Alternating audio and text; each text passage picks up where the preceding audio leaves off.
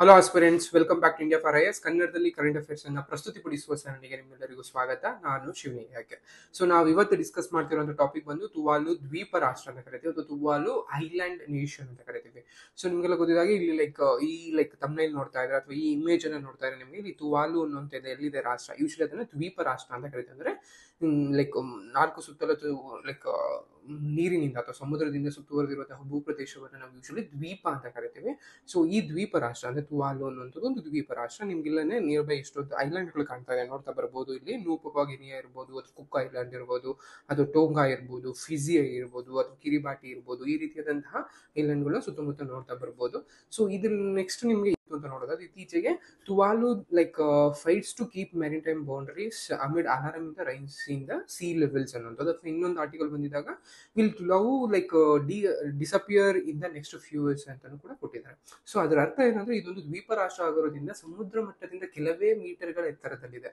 So ಈಗಿನಲ್ಲಿರುವಂತಹ ಅಥವಾ ಈಗ current rate ಅಲ್ಲಿ ಇರುವಂತಹ ಒಂದು ಸಮುದ್ರ ಲೈಕ್ ಗ್ಲೋಬಲ್ ವಾರ್ಮಿಂಗ್ ಆಗಿರ್ಬೋದು, ಅಥವಾ ಸಮುದ್ರದ ನೀರಿನ ಮಟ್ಟ ಏರಿಕೆಯಿಂದಾಗಿ ಈ ದ್ವೀಪಗಳು ಮುಳುಗಡೆ ಆಗಬಹುದಾದಂತಹ ಸಾಧ್ಯತೆಗಳು ಹೆಚ್ಚಳವಾಗಿದೆ. ಅಂದ್ರೆ ಇತ್ತೀಚೆಗೆ ನಾಸಾದ ಸೈಂಟಿಸ್ಟ್ಗಳು 2050ರಷ್ಟೊತ್ತಿಗೆ ಅರ್ಧ ಈ ತುವಾಲು ದ್ವೀಪ ರಾಷ್ಟ್ರ ಏನಿದೆ ಅಥವಾ ಈ ರಾಷ್ಟ್ರ ಮುಳುಗು ಹೋಗ್ಬೋದು. ಅಂದ್ರೆ ಲೈಕ್ 50% ಈಗಿರುವಂತಹ ಭೂಪ್ರದೇಶದ ಅಥವಾ ಈ ಭೂಪ್ರದೇಶದಲ್ಲಿ ಏನಿದೆ ಲೈಕ್ ತುವಾಲು ದ್ವೀಪ, ಅದರ ಬರೋಬ್ಬರಿ 50% ಅಷ್ಟು ದ್ವೀಪ ಮುಳುಗೋಗ್ಬೋದು ಅಂತ ಯೂಶಲಿ ನಾಸಾ ಸೈಂಟಿಸ್ಟ್ ಅವರು ಪ್ರಿಡಿಕ್ಟ್ ಮಾಡಿದ್ದಾರೆ. ಆ ಸುದ್ದಿಯಿಂದಾಗಿ ಈ ತುವಾಲು ರಾಷ್ಟ್ರ ನ್ಯೂಸ್ ಅಲ್ಲಿ ಇತ್ತು. ಸೊ ಹಾಗಿದ್ರೆ ಈ ತುವಾಲು ರಾಷ್ಟ್ರ ಅಂದ್ರೆ ಏನು, ಎಲ್ಲಿ ಕಂಡು ಬರುತ್ತೆ, ಇದ್ರ ಭೌಗೋಳಿಕ ಅಥವಾ ಲೈಕ್ ಇದನ್ನ ಒಂದು ಮಾನವಶಾಸ್ತ್ರ ಇದೆಲ್ಲ ಸಂಬಂಧಿಸಿದಂತೆ ಈ ವಿಡಿಯೋದಲ್ಲಿ ನೋಡ್ತಾ ಹೋಗ್ತೀವಿ. ಈ ತುವಾಲು ದ್ವೀಪ ನೋಡೋದಾದ್ರೆ ಯೂಶಲಿ ಇದನ್ನ ಅಟೋಲ್ಸ್ ಅಂತ ಕರಿತೀವಿ. ಅಂದ್ರೆ ಹವಳದ ದಿಣ್ಣೆಗಳು, ಹವಳ ಅಂತ ಕರಿತೀವಿ ಯೂಶಲಿ.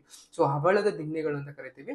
ಇದು ಯೂಶಲಿ ನಿಮ್ಗೆ ಪಶ್ಚಿಮ ಮಧ್ಯ ಪೆಸಿಫಿಕ್ ಮಹಾಸಾಗರ ಅಂದ್ರೆ ಪೆಸಿಫಿಕ್ ಓಷನ್ ಅಂತ ಏನ್ ಕರಿತೀವಿ, ಆ ಪೆಸಿಫಿಕ್ ಓಷನ್ ನ ಮಧ್ಯದಲ್ಲಿ ಯೂಶಲಿ ನಿಮಗೆ ಆಸ್ಟ್ರೇಲಿಯಾ ಮತ್ತು ಹವಾಯಿ ದ್ವೀಪಗಳ ನಡುವೆ, ಆಸ್ಟ್ರೇಲಿಯಾ ಮತ್ತು ಹವಾಯಿಗಳು ಯೂಶಲಿ ಬಂದು ಅದನ್ನ ಅಮೆರಿಕದ ಇನ್ನೊಂದು ಸ್ಟೇಟ್ ಅದು ಪ್ರಾವಿನ್ಸ್ ಅಂತ ಕರಿತೀವಿ, ಅದು ಕೂಡ ಒಂದು ದ್ವೀಪ ರಾಷ್ಟ್ರ.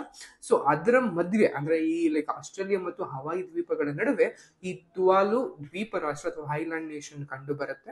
ಇದು ಬರೋಬ್ಬರಿ ಒಟ್ಟಾರೆ 9 ಹವಳದ ಅಟಾಲ್ಗಳನ್ನು ಹೊಂದಿದೆ. ಯೂಶಲಿ ಅದನ್ನ ಅಟಾಲ್ಗಳಂತ ಕರಿತೀವಿ. ಅಂದ್ರೆ ಲೈಕ್ ಈ ಹವಳದ ದಿಣ್ಣೆಗಳನ್ನ, ಈ ರೀತಿಯಾದಂತಹ ಒಂದು ರೌಂಡ್ ಸರ್ಕಲ್ ಅಲ್ಲಿ ಕಂಡು ಬರುವಂತಹ ದಿಣ್ಣೆಗಳನ್ನ ಯೂಶಲಿ ನಾವು ಅಟಾಲ್ ಅಂತ ಕರಿತೀವಿ. ಸೊ ಇದರ ರಾಜಧಾನಿ ಬಂದು ಫುನಾಫುಟಿ ರಾಜ ಅಂತ ಕರಿತೀವಿ. ಅಂದ್ರೆ ಈ ತುವಾಲು ದ್ವೀಪದ ತುವಾಲು ರಾಷ್ಟ್ರ ದ್ವೀಪ ಅಥವಾ ಏನು ದ್ವೀಪ ರಾಷ್ಟ್ರ ಅಂತ ಏನ್ ಕರಿತೀವಿ, ಅಥವಾ ಐಲ್ಯಾಂಡ್ ನೇಷನ್ ಅಂತ ಏನ್ ಕರಿತೀವಿ, ಇದರ ಒಂದು ರಾಜಧಾನಿ ಫುನಾಫುಟಿ.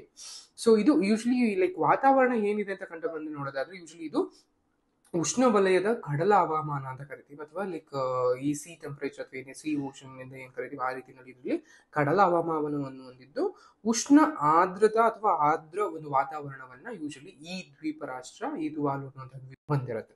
ಸೊ ಇದರ ರಾಜಧಾನಿ ಅದಾಯ್ತು. ನಿಮ್ ನೆಕ್ಸ್ಟ್ ರಾಜಕೀಯ ವ್ಯವಸ್ಥೆಯನ್ನ ನೋಡೋದಾದ್ರೆ, ಸರ್ಕಾರದ ರೀತಿಯನ್ನ ಯಾವ ರೀತಿಯಾದಂತಹ ಒಂದು ಸರ್ಕಾರ ಕಂಡು ಬರುತ್ತೆ ಅಂತ ನೋಡೋದಾದ್ರೆ, ಯೂಶಲಿ ಇದು ತುವಾಲು ದ್ವೀಪ ರಾಷ್ಟ್ರವು ಸಾಂವಿಧಾನಿಕವಾದಂತಹ ಒಂದು ರಾಜಪ್ರಭುತ್ವವನ್ನ, ಮೊನಾರ್ಕಿಯನ್ನ ಹೊಂದಿರುತ್ತೆ.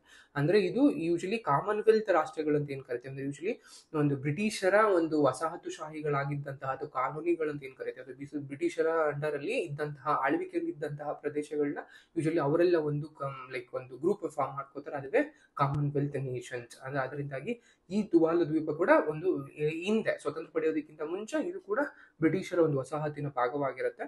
ಬ್ರಿಟಿಷ್ ದೊರೆ ಈಗಲೂ ಕೂಡ ರಾಜ್ಯದ ಒಂದು ವಿದ್ಯುಕ್ತ ಮುಖ್ಯಸ್ಥನಾಗಿರ್ತಾರೆ. ನಮ್ಮಲ್ಲಿ ಹೇಗೆ ಲೈಕ್ ಗವರ್ನಮೆಂಟ್ ಹೆಡ್ ಬಂದು ಅಥವಾ ಈ ನೇಷನ್ ಹೆಡ್ ಬಂದು ಯೂಶಲಿ ನಮ್ಗೆ ಹೇಗೆ ಪ್ರೆಸಿಡೆಂಟ್ ಅಂತ ಕರಿತೀವೋ, ಅದೇ ರೀತಿಯಲ್ಲಿ ಈ ದ್ವೀಪ ರಾಷ್ಟ್ರದ ಒಂದು ಹೆಡ್ ಬಂದು ಅಂದ್ರೆ ಲೈಕ್ ರಾಜ್ಯದ ರಾಜಕೀಯವಾಗಿ ವಿದ್ಯುಕ್ತವಾಗಿ ಮುಖ್ಯಸ್ಥ ಬಂದು ಬ್ರಿಟಿಷ್ ದೊರೆ ಇರ್ತಾರೆ. ಅಂದ್ರೆ ಯಾರು ಯೂಶಲಿ ರಾಣಿ ಇರ್ಬೋದು ಅಥವಾ ರಾಜ ಇರ್ಬೋದು, ಯಾರು ಆಗಿನ ಒಂದು ಬ್ರಿಟಿಷ್ ರಾಜ ಅಥವಾ ರಾಣಿ ಇರ್ತಾರೆ, ಅಧಿಕಾರದಲ್ಲಿ ಇರ್ತಾರೆ, ಅವರು ಯೂಶಲಿ ಈ ಒಂದು ದೇಶದ ಈ ಒಂದು ರಾಷ್ಟ್ರದ ಒಂದು ಮುಖ್ಯಸ್ಥರಾಗಿರ್ತಾರೆ. ಬಟ್ ಸ್ಥಳೀಯವಾಗಿ ಇಲ್ಲಿನ ಗವರ್ನರ್ ಜನರಲ್ ಯಾರಿರ್ತಾರೆ ಅವರು ಅಧಿಕಾರವನ್ನ ನಡೆಸ್ತಾ ಬರ್ತಾರೆ. ನಮ್ಮಲ್ಲಿ ಹೇಗೆ PM ಅಥವಾ ರಾಜ್ಯಗಳಲ್ಲಿ CM ಗಳಿರ್ತಾರೋ ಅದೇ ರೀತಿಯಲ್ಲಿ ಅಲ್ಲಿ ಅಧಿಕಾರವನ್ನ ಗವರ್ನರ್ ಜನರಲ್ ಅವರು ಇದ್ ಮಾಡ್ತಾ ಬರ್ತಾರೆ. ಹೆಡ್ ಬಂದು ಯೂಶಲಿ ಯಾವಾಗ್ಲೂ ಬ್ರಿಟಿಷ್ ರಾಜ ಅಥವಾ ರಾಣಿ ಇರ್ತಾರೆ.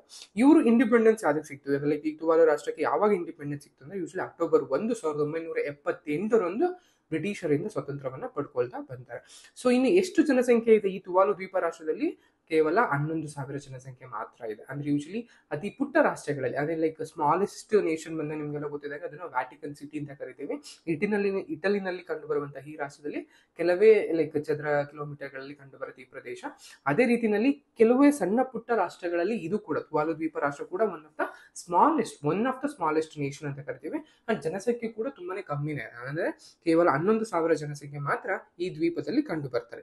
ಇನ್ನು ಇಲ್ಲಿನ ಜನಾಂಗೀಯತೆ ಯಾವ್ದು ಬರ್ತಾರೆ ಅಂದ್ರೆ ಯಾವ ರೇಸ್ ಇದೆ ಅಂತ ನೋಡಿದ್ರೆ ಇಲ್ಲಿನ ಬಹುಪಾಲು ಲೈಕ್ ಏನ್ ಜನರಿದ್ದಾರೆ ಅಥವಾ ಈ ತುವಾಲು ದ್ವೀಪದ ರಾಷ್ಟ್ರದ ಜನರು ಯೂಶಲಿ ಪಾಲಿನೇಷಿಯನ್ ಅಂತ ಕರಿತೀವಿ. ಅಂದ್ರೆ ಪಾಲಿನೇಷಿಯನ್ ನ ಒಂದು ರೇಸ್ಗೆ ಅಥವಾ ಒಂದು ಜನಾಂಗೀಯತೆಗೆ ಈ ರಾಷ್ಟ್ರದ ಜನರು ಅಥವಾ ಈ ದೇಶದ ಜನರು ಸೇರಿದವರಾಗಿರುತ್ತಾರೆ. ಇನ್ನು ಈ ದ್ವೀಪ ರಾಷ್ಟ್ರದಲ್ಲಿ ಪ್ರಮುಖವಾಗಿ ಕಂಡುಬರುವ ಅಥವಾ ಬಳಸಲಾಗುವ ಭಾಷೆಗಳು ಯಾವುವು ಅಂದ್ರೆ ಟುವಾಲುವಾನ್ ಅಂತ ಕರೀತಾರೆ ಅಥವಾ ಇಂಗ್ಲಿಷ್. ಇವೆರಡು ಕೂಡ ಅಧಿಕೃತ ಅಂದ್ರೆ ಅಫಿಷಿಯಲ್ ಲ್ಯಾಂಗ್ವೇಜಸ್ ಅಂತ ಕರಿತೀವಿ. ಅಂದ್ರೆ ಟುವಾಲುವನ್ ಅಥವಾ ಇಂಗ್ಲಿಷ್ ಅನ್ನುವಂಥದ್ದು ಇದರದ್ದು. ನೆಕ್ಸ್ಟ್ ಆರ್ಥಿಕತೆಗೆ ಬಂದಾಗ ಪ್ರಮುಖವಾಗಿ ಇಲ್ಲಿ ಈ ಒಂದು ದ್ವೀಪ ರಾಷ್ಟ್ರದಲ್ಲಿ ಕಂಡು ಬರುವಂತದ್ದು ಯೂಶಲಿ ಕೃಷಿ. ಅಂದ್ರೆ ಲೈಕ್ ಯೂಶಲಿ ಅಲ್ಲಿಗೆ ಬೇಕಾಗುವಂತಹ ಅಥವಾ ಅವರಿಗೆ ಸಾಕಾಗುವಂತಹ ಒಂದು ಕೃಷಿಯನ್ನು ಜೀವನಾಧಾರ ಕೃಷಿ ಅಂತ ಕರಿತೀವಿ. ಯೂಶಲಿ ಆ ರೀತಿಯಾದಂತಹ ಒಂದು ಕೃಷಿಯನ್ನ ಮಾಡ್ಕೋತಾರೆ. ಅದ್ರ ಜೊತೆಗೆ ಮೀನುಗಾರಿಕೆ ಮೇಲೆ, ಯಾಕೆಂದ್ರೆ ಸುತ್ತಲೂ ಸಮುದ್ರವಿರುವುದರಿಂದ ಕೃಷಿ ಮತ್ತು ಮೀನುಗಾರಿಕೆ ಮೇಲೆ ಒಂದು ಹೆಚ್ಚಿನ ಒತ್ತನ್ನು ನೀಡಿದ್ದಾರೆ ಅಥವಾ ಒಂದು ಪ್ರಾಮುಖ್ಯತೆಯನ್ನ ನೀಡಿದ್ದಾರೆ. ಅದ್ರ ಜೊತೆಗೆ ಯೂಶಲಿ ಒಂದು ಲಿಮಿಟೆಡ್ ಅಸೆಸ್ಮೆಂಟ್ ಅಂದ್ರೆ ಅಸೆಸ್ ಇರೋದ್ರಿಂದ ಅಂದ್ರೆ ನೈಸರ್ಗಿಕ ಸಂಪನ್ಮೂಲಗಳ ಕೊರತೆ ಯಥೇಚ್ಛವಾಗಿದೆ. ಯಾಕಂದ್ರೆ ಹೆಚ್ಚಾಗಿ ಯಾವುದೇ ರೀತಿಯಾದಂತಹ ಮೆಟಲ್ಗಳಾಗಿರ್ಬೋದು ಅಥವಾ ಪೆಟ್ರೋಲಿಯಂ ಆಗಿರೋದು ಬೇರೆ ಯಾವುದೇ ರೀತಿ ಹೆಚ್ಚು ಕಂಡು ಬರ್ದಲೇ ಇರೋದ್ರಿಂದಾಗಿ ಎಲ್ಲವೂ ಸಂಪನ್ಮೂಲಗಳ ಬಗ್ಗೆ ಅಥವಾ ಅಗತ್ಯ ಇರುವಂತಹ ಸಂಪನ್ಮೂಲಗಳಿಗೆ ಯೂಶಲಿ ವಿದೇಶಿ ದೇಶಗಳ ಮೇಲೆ ಅಥವಾ ಫಾರಿನ್ ನೇಷನ್ಸ್ ಮೇಲೆ ತುಂಬಾನೇ ಡಿಪೆಂಡೆನ್ಸಿ ಇದೆ, ಅಂದ್ರೆ ತುಂಬಾನೇ ಅವಲಂಬನೆಯನ್ನ ಹೊಂದಿದ್ದಾರೆ. ಇದ್ರ ಜೊತೆಗೆ ಆರ್ಥಿಕತೆಗೆ ವಿದೇಶಿ ನೆರವು ಅಂದ್ರೆ ಪಕ್ಕದ ಜಪಾನ್ ರಾಷ್ಟ್ರ ಆಗಿರ್ಬೋದು ಅಥವಾ ನ್ಯೂಜಿಲೆಂಡ್ ಆಗಿರ್ಬೋದು, ಆಸ್ಟ್ರೇಲಿಯಾ ಆಗಿರ್ಬೋದು ಅಥವಾ UN ನೇಷನ್ ಆಗಿರ್ಬೋದು, ಇಲ್ಲಿಂದ ಹೆಚ್ಚಿನ ಒಂದು ಆರ್ಥಿಕತೆಯಿಂದ ಒಂದು ಆರ್ಥಿಕ ನೆರವನ್ನ ಅಂದ್ರೆ ಯೂಶಲಿ ಇಕನಾಮಿಕ್ ಬೆನಿಫಿಟ್ಸ್ ಅಂತ ಕರಿತೀವಿ. ಅಂದ್ರೆ ಒಂದು ಆರ್ಥಿಕ ನೆರವನ್ನ ಈ ರಾಷ್ಟ್ರ ಪಡ್ಕೊಳ್ಳುತ್ತೆ. ಅದ್ರ ಜೊತೆಗೆ ರೆಮಿಟೆನ್ಸ್ ಅಂತ ಕರಿತೀವಿ. ಅಂದ್ರೆ ತುವಾಲುವನ್ ದೇಶ ಅಥವಾ ಈ ತುವಾಲು ದೇಶದ ಜನರು ಬೇರೆ ಬೇರೆ ದೇಶಗಳಿಗೆ ಹೋಗಿ ಅಲ್ಲಿ ವರ್ಕ್ ಅನ್ನು ಮಾಡ್ತಿರ್ತಾರೆ ಅಥವಾ ಅಲ್ಲಿ ಕೆಲಸವನ್ನ ಮಾಡ್ತಿರ್ತಾರೆ. ಅದಕ್ಕೆ ಪ್ರತಿಯಾಗಿ ಅವರು ತಮ್ಮ ಫ್ಯಾಮಿಲಿಗಳಿಗೆ ಅಥವಾ ಅವರು ತಮ್ಮ ದೇಶಕ್ಕೆ ವಾಪಸ್ ಹಣವನ್ನು ಕಳಿಸೋದನ್ನ ರೆಮಿಟೆನ್ಸ್ ಅಂತ ಕರಿತೀವಿ.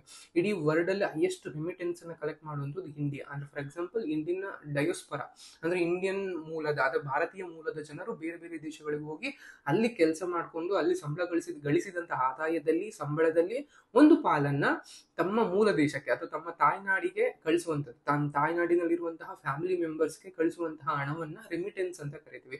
ಆ ರೆಮಿಟೆನ್ಸ್ ಅನ್ನು ಕೂಡ ಇದು one of the source for this island nation.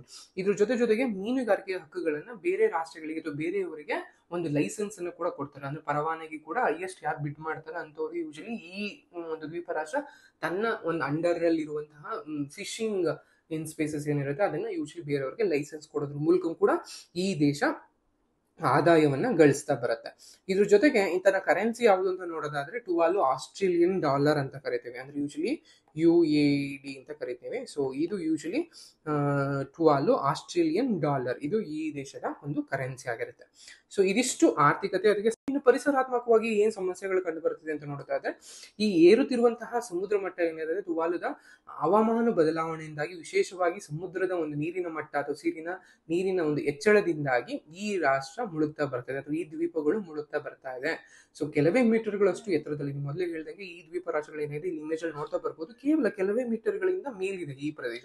But ನೀರಿನ 1-2 ಮೀಟರ್ ಕೂಡ ಹೆಚ್ಚಾದಂತ ಬರ್ತದಂತೆ ಈ ಪ್ರದೇಶ ಅದು ಈ ರಾಷ್ಟ್ರದ ಭೂ ಪ್ರದೇಶ ಮುಳುಗ್ತಾ ಬರುತ್ತೆ. ಸೊ ಅದು ಇವರಿಗೆ ಅತ್ಯಂತ ಒಂದು ಮಹತ್ವದ ಸಮಸ್ಯೆ ಆಗಿ ಕಾಡ್ತಾ ಇರುವಂತದ್ದು. ಅದ್ರ ಜೊತೆಗೆ ಲಿಮಿಟೆಡ್ ರಿಸೋರ್ಸಸ್ ಅಂತ ಕರಿತೀವಿ. ಈ ದ್ವೀಪ ರಾಷ್ಟ್ರಗಳಲ್ಲಿ ಎಲ್ಲಾ ನಮ್ಮ ಭಾರತದಲ್ಲಿ ಸಿಗುವಂತಹ ಖನಿಜಗಳಾಗಿರ್ಬೋದು ಅಥವಾ ಬೇರೆ ಬೇರೆ ಅಂಶಗಳಾಗಿರ್ಬೋದು ಇವ್ಯಾವು ಕೂಡ ಈ ದೇಶಗಳಲ್ಲಿ ಅವೈಲಬಲ್ ಇಲ್ಲ, ಲಭ್ಯವಿರೋದಿಲ್ಲ. ಸೊ ಅದರಿಂದಾಗಿ ಒಂದು ಲಿಮಿಟೆಡ್ ರಿಸೋರ್ಸ್ ಇದೆ. ಅದ್ರ ಜೊತೆಗೆ ಈ ಸಮುದ್ರ ಮಟ್ಟ ನೀರಿನ ಮಟ್ಟ ಹೆಚ್ಚಳದಿಂದಾಗಿ ಕೂಡ ಸಮಸ್ಯೆಯನ್ನ ಎದುರಿಸ್ತಾ ಬರ್ತಾ ಇದೆ. ಇನ್ನು ಅಂತಾರಾಷ್ಟ್ರೀಯ ಸಮರ್ಥನೆ ಅಂದ್ರೆ ಯೂಶಲಿ ಈ ತುವಾಲು ರಾಷ್ಟ್ರ ಅನ್ನುವಂಥದ್ದು ಹವಾಮಾನ ಬದಲಾವಣೆ ಕುರಿತು ಅಂತಾರಾಷ್ಟ್ರೀಯ ವೇದಿಕೆಗಳಲ್ಲಿ ಒಂದು ಸಕ್ರಿಯವಾದಂತಹ ಧ್ವನಿಯನ್ನು ಎತ್ತುತ್ತಾ ಬರ್ತಾ ಇದೆ. ಅಂದ್ರೆ ಏರುತ್ತಿರುವ ಸಮುದ್ರ ಮಟ್ಟವನ್ನು ಎದುರಿಸಲು ಜಾಗತಿಕ ಶಕ್ತಿಗಳಿಂದ ಒಂದು ಬಲವಾದ ಕ್ರಮವನ್ನ ಪ್ರತಿಪಾದಿಸ್ತಾ ಇರುತ್ತೆ. ನಿಮ್ಗೆಲ್ಲ ಗೊತ್ತಿದ್ದಂಗೆ ಇಂಡಸ್ಟ್ರಿಯಲೈಸೇಷನ್ ಅಂತ ಕರೀತಾರೆ.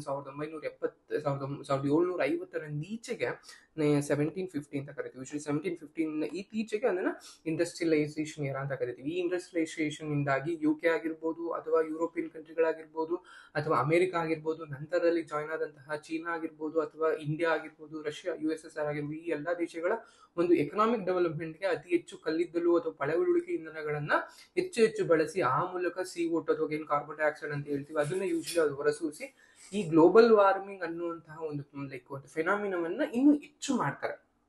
ಸೊ ಈ ಗ್ಲೋಬಲ್ ವಾರ್ಮಿಂಗ್ ಜಾಸ್ತಿ ಆದಷ್ಟು ಅದು ಜಾಗತಿಕ ತಾಪಮಾನ ಏನ್ ಹೆಚ್ಚಳದಿಂದಾಗಿ ಇರುವಂತಹ ಐಸ್ ಲೈಕ್ ಮಂಜುಗಡ್ಡೆ ಏನ್ ನಾರ್ತ್ ಪೋಲ್ ಅಥವಾ ಸೌತ್ ಪೋಲ್ ಅಂತ ಏನ್ ಕರಿತೀವಿ, ಇಲ್ಲಿರುವಂತಹ ಈ ಮಂಜುಗಡ್ಡೆ ಎಲ್ಲವೂ ಕರಗ್ತಾ ಸಮುದ್ರದ ಒಂದು ನೀರಿನ ಮಟ್ಟ ಹೆಚ್ಚಳ ಆಗ್ತಾ ಇದೆ. ಸೊ ಅದರಿಂದಾಗಿ ಈ ದೇಶಗಳು ಮಾಡಿದ ತಪ್ಪಿನಿಂದಾಗಿ ನಮ್ಮಂತ ಸಣ್ಣ ಪುಟ್ಟ ದ್ವೀಪ ರಾಷ್ಟ್ರಗಳು ಮುಳುಗ್ತಾ ಇದೀವಿ. ಸೊ ಇದಕ್ಕೆ ನಮಗೆ ಸೊಲ್ಯೂಷನ್ ಬೇಕು, ಇದಕ್ಕೆ ನಮಗೆ ಒಂದು ಕಾಂಪನ್ಸೇಷನ್ ಬೇಕು. ಈ ರೀತಿಯಾದಂತಹ ಒಂದು ಸಕ್ರಿಯವಾದಂತಹ ಧ್ವನಿಯನ್ನ ಈ ರಾಷ್ಟ್ರ, UN ನೇಷನ್ ಆಗಿರ್ಬೋದು, ಬೇರೆ ಬೇರೆ ಎಲ್ಲಾ ರಾಷ್ಟ್ರಗಳಲ್ಲೂ ಕೂಡ, ಎಲ್ಲ ಒಂದು ವೇದಿಕೆಗಳಲ್ಲೂ ಕೂಡ ತನ್ನ ಧ್ವನಿಯನ್ನ ಎತ್ತುತ್ತಾ ಬರ್ತಾ ಇದೆ. ಸೊ ಅದು ಕೂಡ ಈ ರೀತಿ ನೋಡ್ತಾ ಬರ್ಬೋದು. ನೆಕ್ಸ್ಟ್ ಇದ್ರ ಜೊತೆಗೆ ಸಾಂಸ್ಕೃತಿಕ ಅಂಶಗಳನ್ನು ಕೂಡ ನೀವು ನೋಡಿ. ಸಾಂಸ್ಕೃತಿಕ ನೇಷನ್ಗಳಿಗೆ ಬಂದಾಗ ಈ ದೇಶ ಯೂಶಲಿ ಕ್ರಿಶ್ಚಿಯಾನಿಟಿ ತುಂಬಾ ಪ್ರಾಮುಖ್ಯವಾಗಿ ಕಂಡು ಬರುವಂತದ್ದು. ಅದು ಆಧುನೀಕರಣದ ಕೂಡ ಒಂದು ಸಾಮುದಾಯಿಕ ಜೀವನದ ಕರಿತೀವಿ ಅಥವಾ ಜೀವನಾಧಾರ ಕೃಷಿ ಅಂತ ಕರಿತೀವಿ. ಇದ್ರ ಜೊತೆಗೆ ಅಲ್ಲಿನ ಏನು ಪಾಲಿನೇಷನ್ ಪದ್ಧತಿಗಳಂತ ಕರಿತೀವಿ, ಈ ಪಾಲಿನೇಷನ್ ಪದ್ಧತಿಯನ್ನ ಹಿಂದೂ ಕೂಡ ಅವ್ರು ರೂಢಿಸಿಕೊಂಡು ಬರ್ತಾ ಇದ್ದಾರೆ. ಸೊ ಅದನ್ನ ನೀವು ಕೂಡ ಗಮನಿಸ ಬರ್ಬೋದು. ಇನ್ನು ಅಂತಾರಾಷ್ಟ್ರೀಯ ಸಂಬಂಧಗಳಿಗೆ ಬಂದಾಗ, ಇಂಟರ್ನ್ಯಾಷನಲ್ ನಲ್ಲಿ ಯಾವ ರೀತಿಯಲ್ಲಿ ಬಂದಿದೆ ಅಂತ ನೋಡಿದಾಗ, ಇದು UN ನ ಮೆಂಬರ್ ಕಂಟ್ರಿ ಕೂಡ ಆಗಿದೆ. ಅಂದ್ರೆ 2000ರಲ್ಲಿ ಯೂಶಲಿ ಇದು UN ಅಂತ, ಯುನೈಟೆಡ್ ನೇಷನ್ ಅಂತ ಏನ್ ಕರಿತೀವಿ ಅಥವಾ ವಿಶ್ವಸಂಸ್ಥೆ ಅಂತ ಏನ್ ಕರಿತೀವಿ, ಅದಕ್ಕೆ ತನ್ನ ಸದಸ್ಯರಾಗಿ ಹೊರಹೊಮ್ಮತ್ತೆ. ಅದ್ರ ಜೊತೆಗೆ ಈ ಪೆಸಿಫಿಕ್ ದ್ವೀಪ ವೇದಿಕೆ ಅಂತ ಕರಿತೀವಿ, ಅಂದ್ರೆ ಪೆಸಿಫಿಕ್ ಐಲ್ಯಾಂಡ್ ಫೋರಂ ಅಂತ ಕರಿತೀವಿ. ಪೆಸಿಫಿಕ್ ಐಲ್ಯಾಂಡ್ ಫೋರಂ ಅಂತ FIF.